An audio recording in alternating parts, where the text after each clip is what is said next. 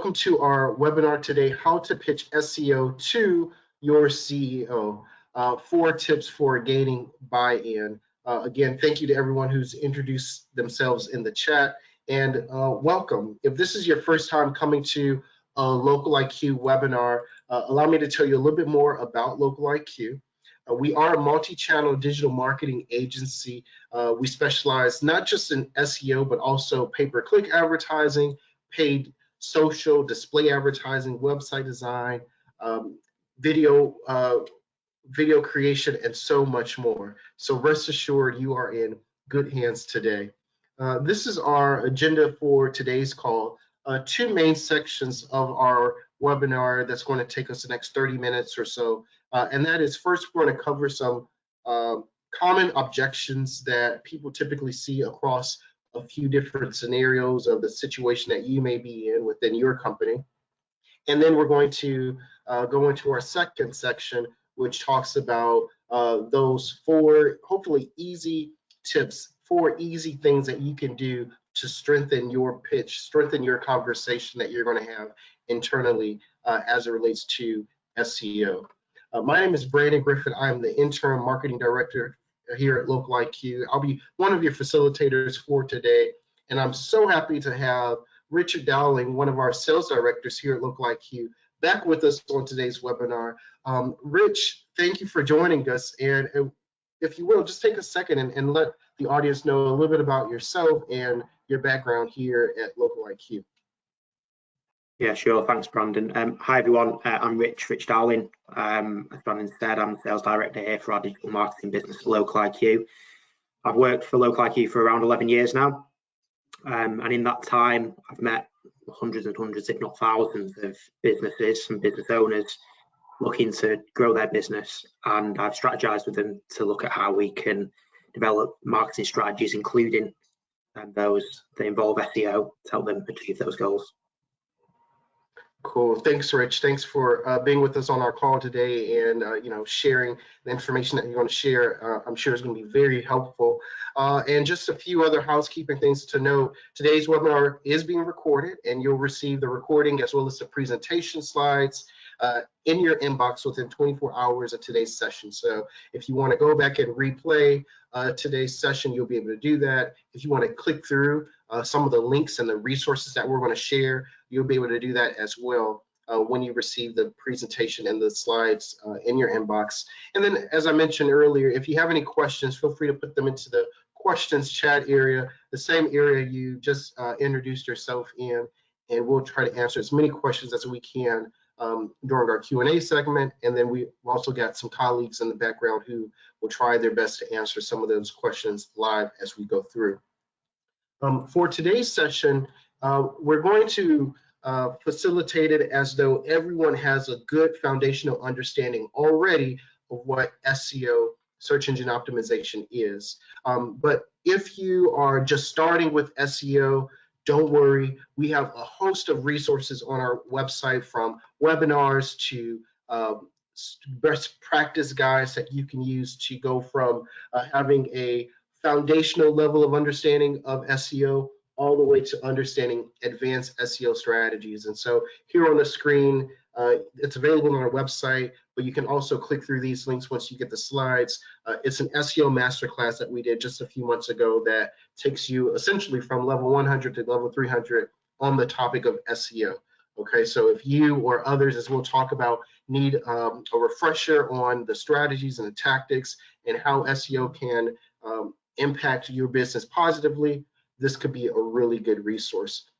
And then also, as Rich and I were talking about today's session, we recognize that when it comes to implementing SEO into your marketing mix, typically, Rich, you said, you see clients and marketing managers typically fall in like 3 different categories.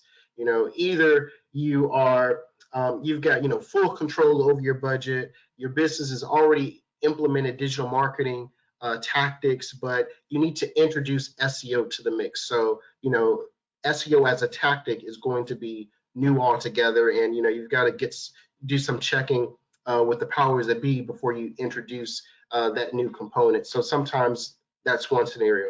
Another scenario might be that your company is already investing in PPC, paid search advertising, so they're familiar with that whole search engine marketing landscape and those pages and coming up in those results.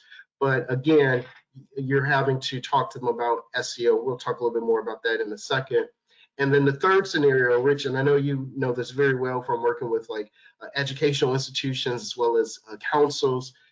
Sometimes marketing managers don't just need to get the buy-in of one person, their CEO. Sometimes they've got to get the buy-in of an entire team, like a board. And so sometimes that's also a scenario. And so I want to put a poll up just for our participants. And if you will, participate in this and just let us know, I'll launch it here, which of these scenarios best describe you. And you can select more than one because you may be in more than one of these scenarios. And so this will be a good way to kind of see, engage the audience that we have here. So if you are new to SEO, maybe your company is already investing in PPC, but you're trying to incorporate SEO into the mix, or maybe you've got more than one person that you've got to get their buy-in. Let us know where you fall on this. All right, we've got just about a few more seconds left. Anyone else want to get in on this poll? Awesome. All right, cool. Looks like we've got a good representation here. And let me go ahead and close that and share the results here. All right, Rich, is that coming through for you to see the results? Yeah, can see that. Yeah. So we've got a good spread here. About what's that? 33% are new to SEO, and almost neck and neck there. We've got a good population here who are already investing into PPC, so that's good because we're going to talk about how PPC and SEO can work together, or do you need to get rid of one to do the other?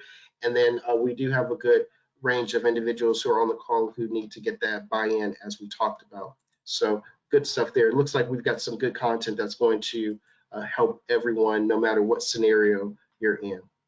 All right, so let's go ahead and jump in and talk about this first scenario. This first scenario, many of you may face, it's pitching SEO to a company that perhaps has never invested in it before, and that can be a tough sale because it's often seen as new or experimental, especially if your company relies heavily on traditional marketing or other digital marketing strategies like PPC.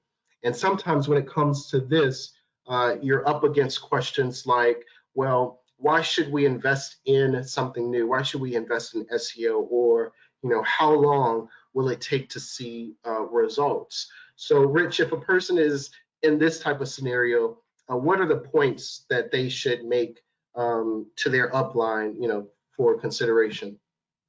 Yeah, I think particularly if you're in a marketing leader's role, you may be able to approve budgets if it's a tactic where it's already been signed off by the board or the CEO. So, for example, if a radio marketing campaign or billboard advertising is something that the board, the CEO already see the benefit in, you have, as a marketing lead, some maneuverability to decide how much of your budget you put into those solutions. Where SEO is a brand new tactic, quite often we speak to marketing leaders who need to get the buy-in of the tactic. It's not so much the budget, it's just that the tactic's suitable. And the challenge there when it comes to SEO is it's, at least to begin with, far less tangible as some traditional forms of marketing. So I think it's about explaining to the decision maker there, if you like, that this is a long-term investment and you're buying into building the company's online presence generally. So if we would compare SEO to a PPC campaign, for example, although Google Ads PPC is going to give you that immediate payoff, it's a little bit different with SEO. It's a longer process, but those payoffs are ongoing. So unlike paid ads, where you stop the campaign and the moment you stop them and stop spending, the results stop as well. I think it's about explaining to the CEO that SEO is going to deliver sustainable organic growth over time. Another point to highlight is probably looking at short-term fixes. So yes, SEO is a long-term plan, but quite often what we see when we speak with new clients is there's technical fixes that can yield quite quick improvements in rankings for certain keywords. And one tactic, if you're going to invest into SEO, would be identify some of those quick wins early on and document and report back on those gains. Even if they're incremental, the quick wins are going to get some early money in the bank, if you like, with your CEO and prove that this concept can work. And finally, I think it's about talking in your CEO's language. So if we're talking about meta tags, headers, very technical things, or maybe not for those of you that are more familiar with SEO, we often see that business owners don't care about that, or they don't have the inclination to learn about those things. What they really care about is return on investment, improving market share, reducing customer acquisition costs. So my advice would be try and relay how SEO is going to help achieve those goals. Yeah, that's good. That's good, Rich. Good thoughts there. Now, moving on to the second scenario that that some are on the call maybe within, this is a scenario where you're working at a company and that's already investing in PPC, and the leadership just might be questioning, why they should add SEO to the mix, and so here the challenge is convincing the company's leadership, because you're already seeing results in PPC, you're trying to get them to invest into SEO, and sometimes that can be tricky because PPC typically provides instant visibility, measurable results, while SEO can be a little bit more of a long-term investment that requires time to build momentum. And some of the questions and objections that a marketing manager might see in this type of a scenario within their company is questions like, why add SEO to PPC when it's already working, and isn't SEO really slow, or is it too slow to see the results compared to PPC? So Richard, if a person is in this scenario, what are some of the points that they should try to bring out to their upline? I think firstly I'd say this is great news. So the owner of your business is already invested into the idea that they want to be found in search results. And okay, the tactic at the moment in this scenario is via PPC, but they believe in the outcome. They want more traffic to come through to the website from those who are searching on Google. So I think it's about talking about how an SEO strategy can complement a PPC strategy rather than replace it. And I'd draw some comparisons as well. So in the Google Ads environment, it's pay to play. So like we said before, the minute you stop paying, you stop playing. So I talk to the owner of your business in real estate terms almost. So think of PPC as renting space in Google search results. So you're paying for that prime spot, the location that you want, but you never own that space. Whereas SEO is much more like owning that real estate. It's like renting a house versus buying a house. So once you've earned that organic position, as long as you maintain it, and when you're a home owner, you have to maintain your home in very much the same way. It's yours. You can keep it as long as you maintain it. And over time, what that means is that you can achieve those same goals. And we're going to share some statistics later, I think, Brandon. Actually, you can exceed those goals with the organic strategy rather than, or as well as, the PPC strategy. And it's more real estate. So think of it as owning two homes.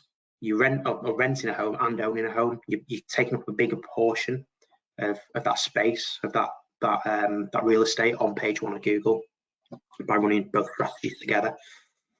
The second thing, and I think this is overlooked often, is an effective SEO strategy can improve your PPC campaign and help lower the costs of that campaign as well. So when you're running Google Ads, a lot of you will probably already know about quality score. So Google are assessing the relevance of the landing pages that you're pointing people to, and the landing page experience more broadly, how well your site operates and how easy it is to use from a user's perspective. Now, if you can get this right by developing an SEO strategy and specifically a content strategy, What it means is your users who click on your PPC ads are A, more likely to hang around for longer and digest the content of your website, and B, more likely to buy from you ultimately or make an inquiry. Google recognize this.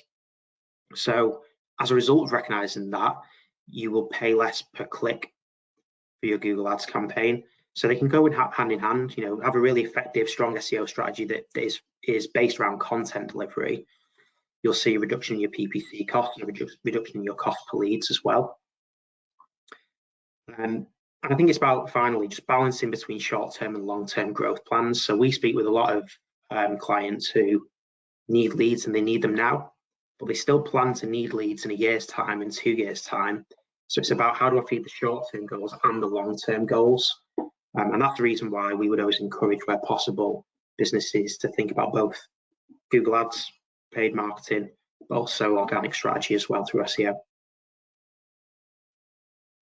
That makes sense. And I think one other benefit of SEO is, it's cost efficiency over time as well.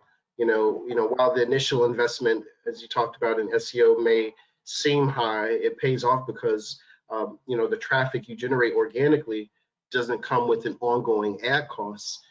As SEO grows the organic traffic, it can reduce the dependency on paid ads, as you kind of alluded to, and ultimately it'll lower the overall marketing spend. And so that's especially important for industries where CPC rates are rising.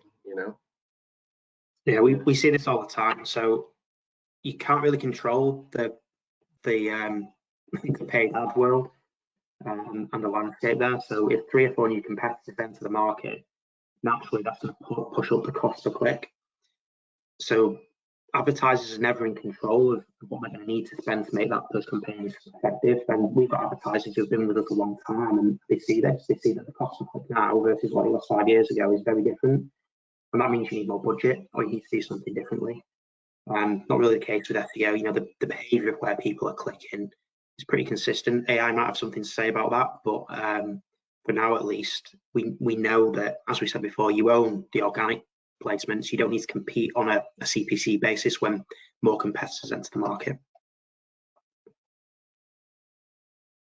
That's true. And then can you talk about a little bit about just how the importance of how it can help diversify like your traffic strategy too, Rich? Yeah, so there's an old saying, isn't there, don't have all your eggs in one basket.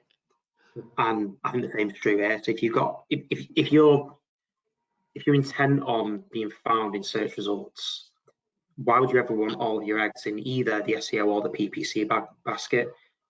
By having some eggs in both, what you do is essentially you make sure you can get better market coverage. So we can't do show of hands today, but this might be something to do when you go and speak with your board. Show of hands who clicks on the paid ads, show of hands who never clicks on the paid ads. You have people who are very firmly in one of those camps. So by only ever running one of those strategies, you're never going to be able to get full market share. You're not going to be able to attract the eyes and the attention of all the people who are actively searching for your products and services. Right, that makes sense. Okay, so in summary, combining SEO with PPC allows businesses to improve the PPC quality score, which potentially lowers the CPC cost that a business will have. But it also is building a sustainable long-term traffic source through organic search.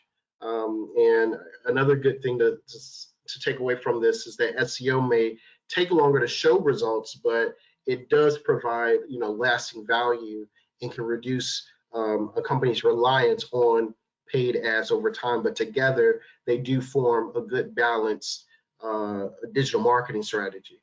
So good stuff there.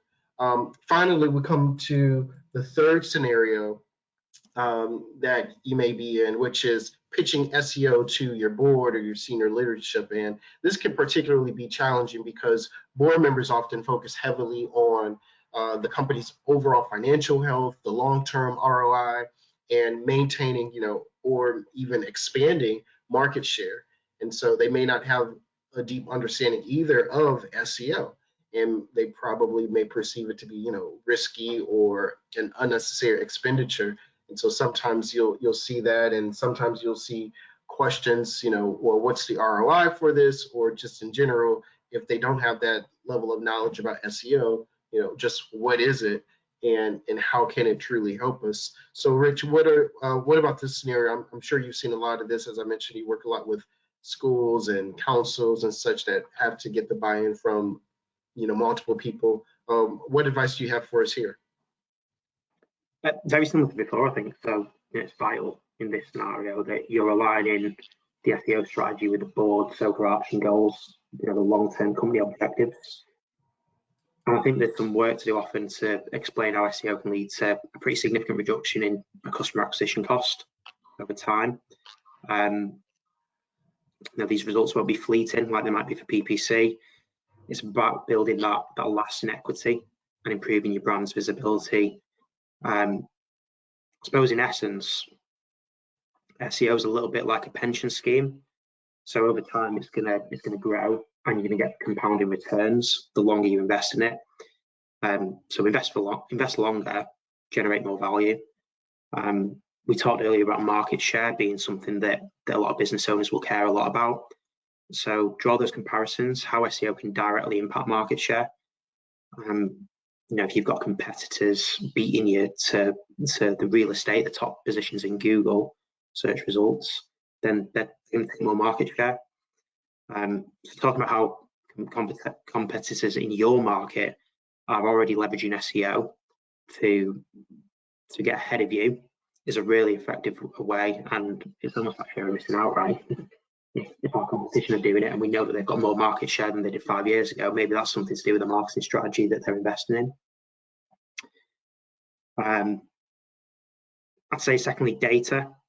So presenting case studies, sharing market research. We're going to share some examples of this, I think, later on, Brandon. I think it's important to agree goals if you are going to go down this route. I think it's fair that the CEO is going to say, well, what are we going to get and how quickly? And it's something we do with our clients before we start work. We talk about what are the key deliverables, and those will be different for different clients and for different owners of businesses. It could be we're going to see an improvement in traffic, or we're going to see an improvement in click-through rate or an improvement in visibility for these keywords. So I think by defining what those things are that we agree we're going to deliver by a certain point in time, help create a long-term view, and it stops people panicking. So I think it's important to get marketing lead and business owner on that same page, making sure that there's a measurable plan in place and it's something that both sides are really comfortable with.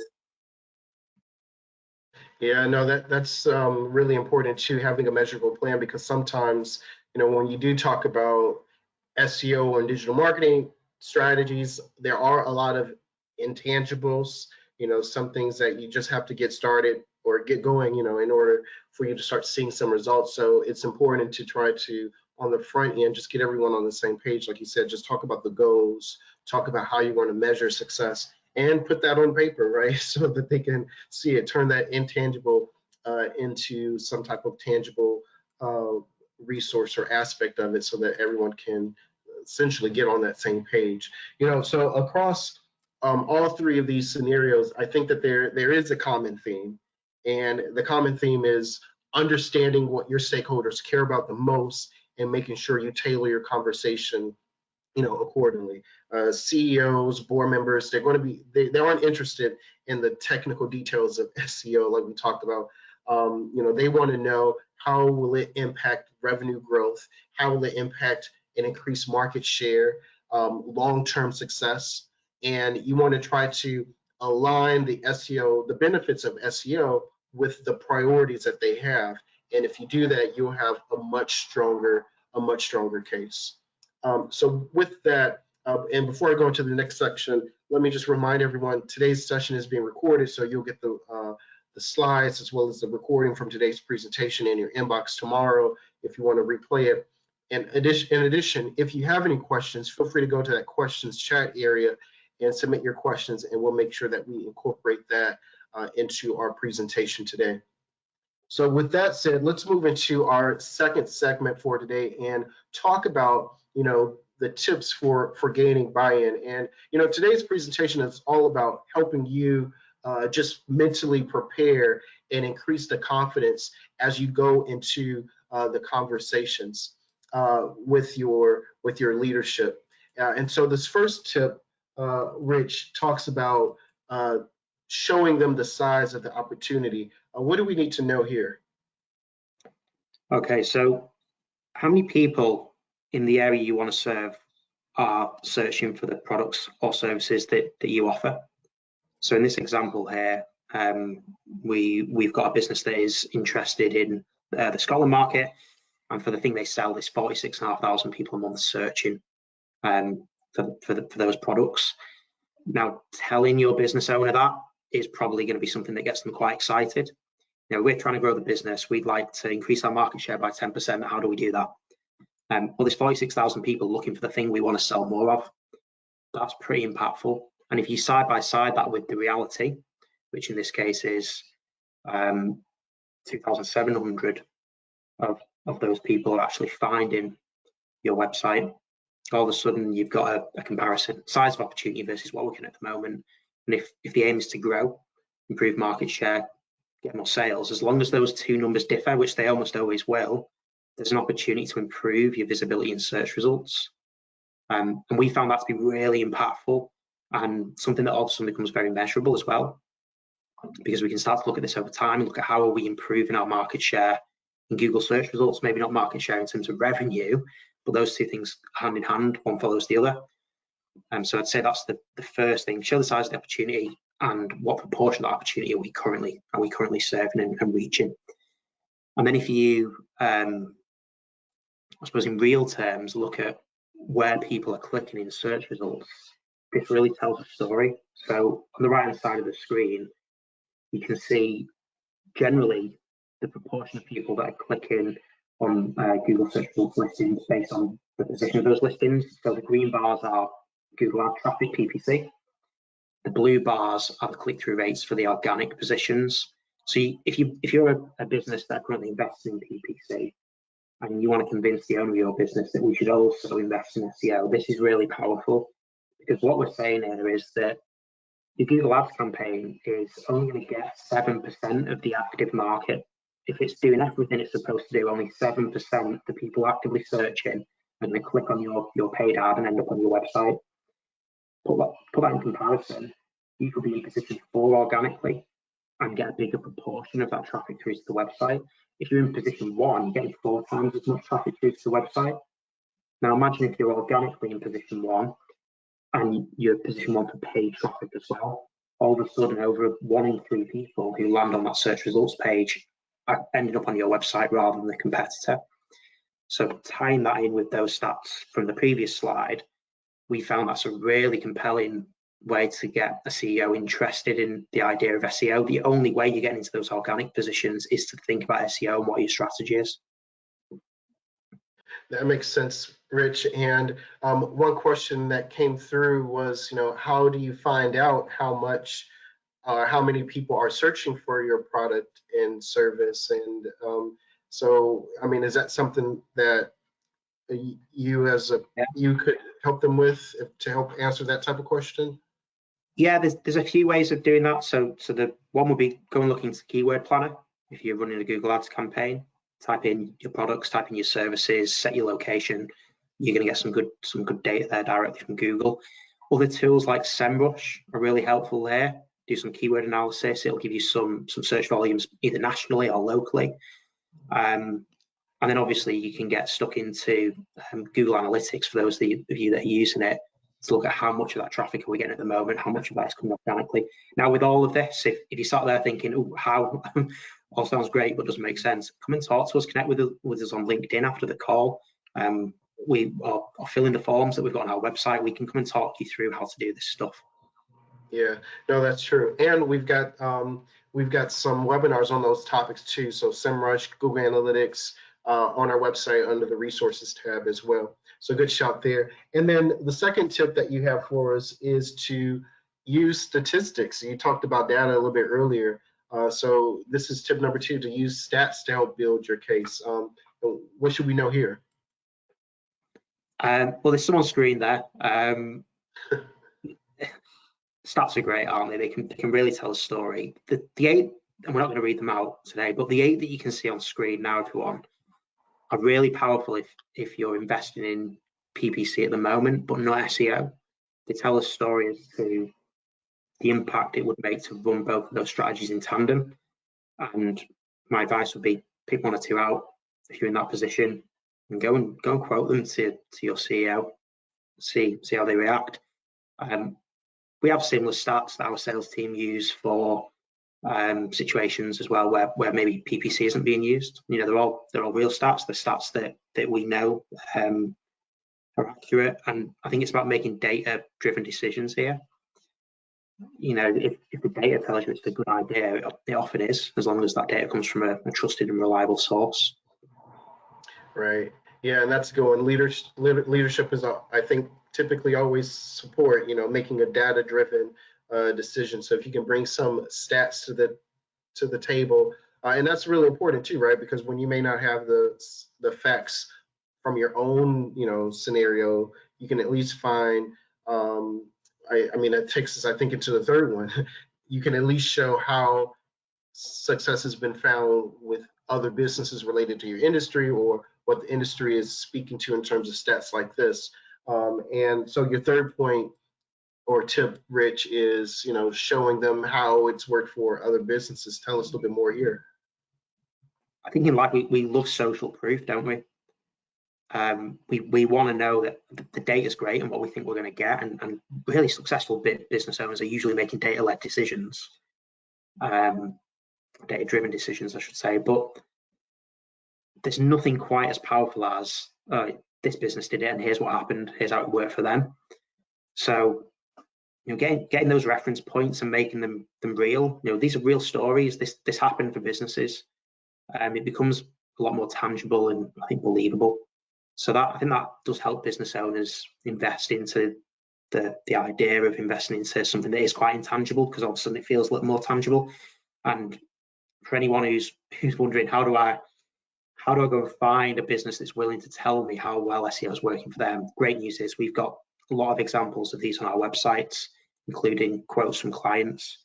So feel free to get stuck in there, go and find one that's similar to your business, in a similar industry, perhaps, or a similar position in their development. And feel free to share those stats with your business owner in order to get their enthusiasm up about SEO. Yeah, you know, and I saw a question that came through as well. I think the question is, you know, do backlinks work as well? You know, and I think it's important to say, you know, there are so many different tactics, right, when it comes to SEO. There's on-page, off-page, local SEO, etc. And so everyone's SEO strategy may look a little bit different, but you can go to these same case studies to find businesses that are similar to yours to see what strategies they implemented. And then also, I think, connecting to, you know, like you mentioned, a LOCALiQ expert to help them understand specifically what the goals and objectives that you have for your specific business is, the time frame you're working with, the other resources you have, and then they can put forward the best strategies and tactics to implement for your particular business. Yeah, I know it's not, I suppose, not really the theme of this webinar, but very quickly, I know push for time, but in 30 seconds, yes, backlinks play a big part. Something like 20 to 22% of SEO is link building. However, it's about the quality of those links and the relevance of them. We're really skilled when it comes to link building and doing it in the right way versus buying links. Come to talk to us about that. I don't know what that question in the chat, but would love to pick that conversation up after the webinar.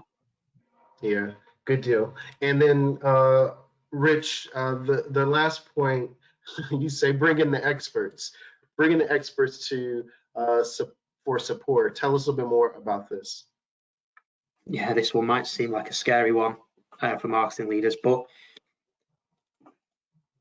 selling isn't easy, even if it's to someone within your business. And if you can find a digital marketing consultant who works in sales who you feel like you can trust, take them into that boardroom with you, would be my advice.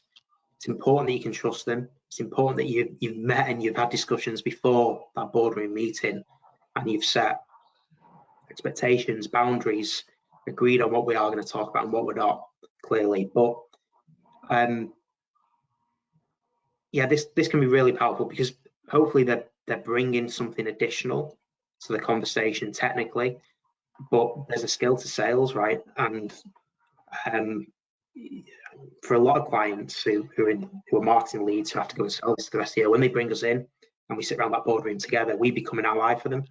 You know, we're on the same page as the marketing lead, and it's about collaboratively finding a way to convince or educate the board that this is a good tactic for their business. And it is about us being an extension of your team. You know, we're not in opposition here. We're not trying to hard sell. If we think we can help you, we want to help you. So I would encourage you, if you feel comfortable, and it's not just with us, you know, it's with any agency you're talking to, although we would like it to be us. If you can trust the salesperson you're speaking with, bring them into the conversation internally, would be my advice. Yeah, I agree, and I think it's important too. I mean, you want to find that person, that agency that you trust, because the work of SEO is much greater than what one person can do, especially when you've got other other marketing tactics that you're trying to implement too, right? Because face it, marketing managers are also still implementing traditional marketing strategies as well.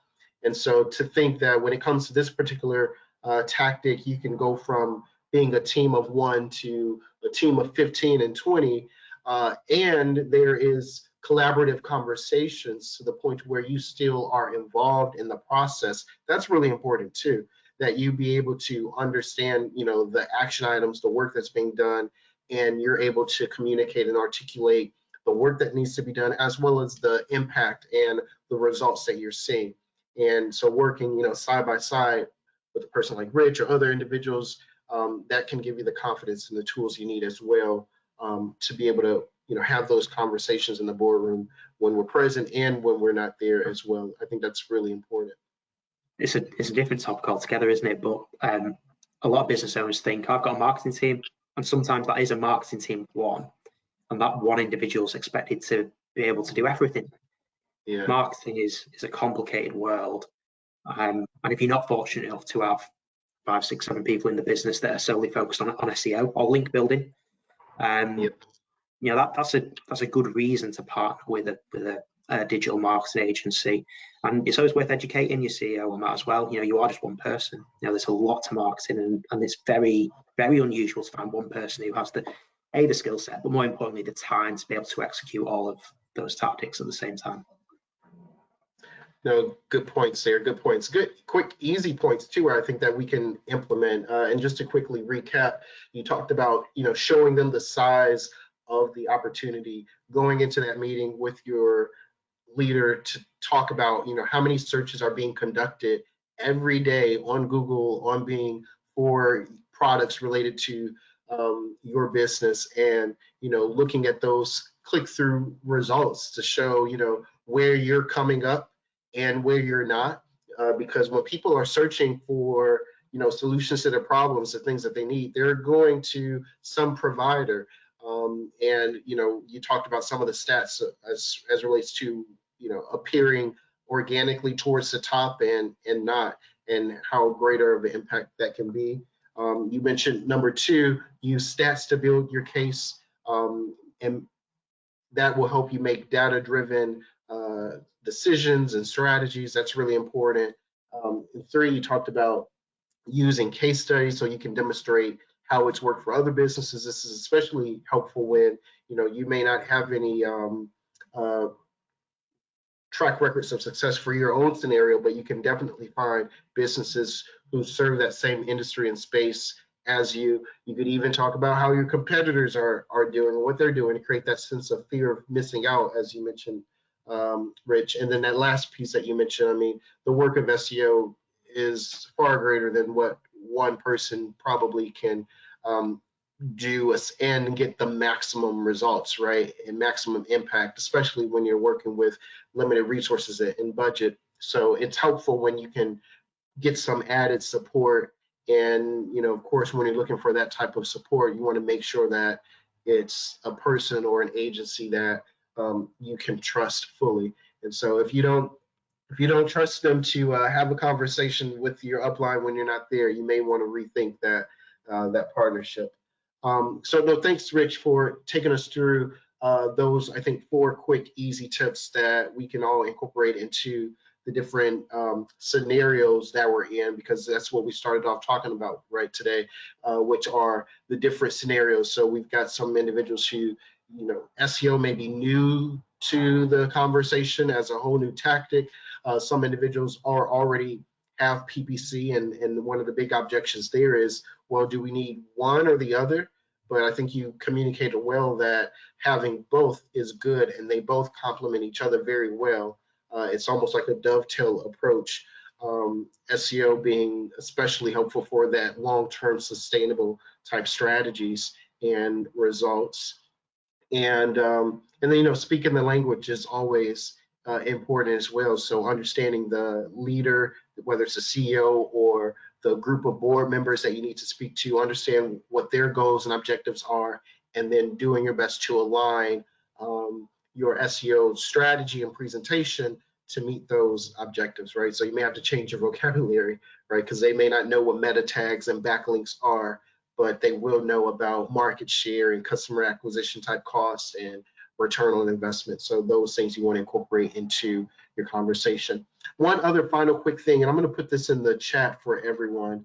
Let me send this to everyone here. So on our website, we have a SEO audit tool, and this is a really quick, easy way that you can get some actionable results from your website that could help you as it relates to implementing an SEO strategy and communicating like the current state of your social presence. And so when you click that link and you go to the website and type in your domain name, it'll give you a report in your email about almost like 100 different key metric areas broken down into those 5 different categories that you see. So it'll evaluate your website from your on-page SEO, links, performance, usability. It'll even take a look at your social, and it'll give you a score as well as some tips for how you can improve. And so we talked about quick wins earlier in today's presentation, and so that's a quick thing that you could do.